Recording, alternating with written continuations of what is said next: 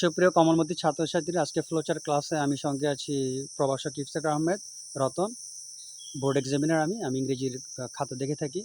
আজকে তোমাদের সাথে ফ্লোচার নিয়ে আলোচনা করব। তো ফার্স্ট অফ অল একটা রিকোয়েস্ট থাকবে, তোমরা একটা মডেল কোশ্চেন বই হাতে রাখবে অথবা একটা বোর্ড কোশ্চেন হাতে রাখবে। আমি যে বোর্ডটা সলভ করবো সেটা হচ্ছে তোমার রাজশাহী বোর্ড 2017। এই রাজশাহী বোর্ড 2017 তোমরা মডেল কোশ্চেন বই থেকে বা টেস্ট পেপার থেকে তোমরা বের করবে, আর অথবা অনলাইন থেকে বের করে নিতে পারো। দয়া করে বই ছাড়া বা কোশ্চেন টপিক সামনে ছাড়া এই ভিডিওটি দেখবে না, এই রিকোয়েস্ট থাকলো। তাহলে ছাতা মাথা কিছুই বুঝবে না। একটা কোশ্চেনটা প্যাসেজটা তোমাদের সামনে থাকতে হবে, তাহলে আমি পানির মতো ফ্লোচারটা বুঝিয়ে দিব। এই যে রাজশাহী বোর্ড 2017, দেখো তোমরা, এটা হচ্ছে অ্যাডোলেসেন্স চ্যাপ্টার, খুব important chapter in Bangladesh, the legal age of marriage. টপিকসটার প্রথম লাইনটা ওরা যেটা চেয়েছে কোশ্চেনটা, সেটা হচ্ছে যে showing the situation of adolescent girls, যে অ্যাডোলেসেন্ট গার্লসের যে সিচুয়েশনটা। অ্যাডোলেসেন্ট গার্ল বলতে কারা বোঝায়? 13 থেকে 19 বছর বয়সকে আমরা অ্যাডোলেসেন্ট বলে থাকি। এই ধরনের মেয়েদের সিচুয়েশনটা বাংলাদেশে কেমন, এই নিয়ে ফ্লোচারটা চেয়েছে। ওরা একটা অ্যান্সার দিয়েছে, সেটা হচ্ছে গেটিং ম্যারিড আর্লি। এবং এই অ্যান্সারটা কোথায় দাও আমি তোমাদের বলি।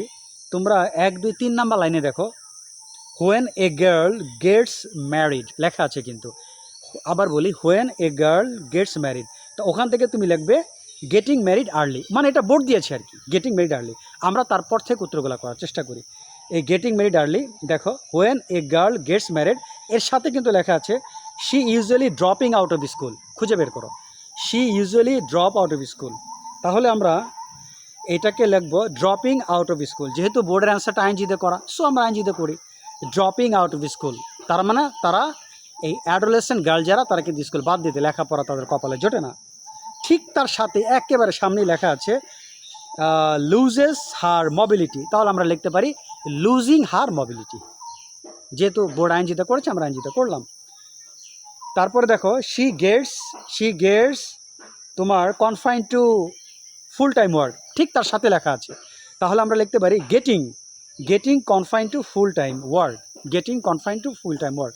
তারা বেশিরভাগ অ্যাডোলেসেন্ট গার্লগুলো কী করে, বাসার মধ্যে আবদ্ধ থাকে, লেখাপড়া কপালে জোটে না।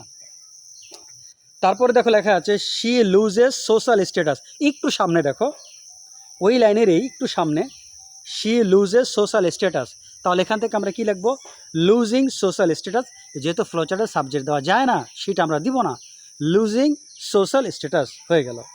আর একটা উত্তর বাকি, তার ঠিক নিচের লাইনে দেখো শি গেটস মার্জিনালাইজড লেখা আছে। তোমরা খুঁজে বের করো, আমি একটু ওয়েট করছি, তোমরা খুঁজো। শি গেটস মার্জিনালাইজড, এই উত্তরটা তোমরা পেয়েছো।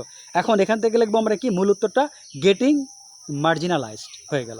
তাহলে আমরা প্রত্যেকটা আইনজিতে করলাম এবং আমাদের তথ্যগুলো পুরোপুরি পারফেক্ট। এভাবে লিখতে পারলে তোমরা 10-এ 10 পাবে। আশা করি ভিডিওটা বুঝতে পেরেছো।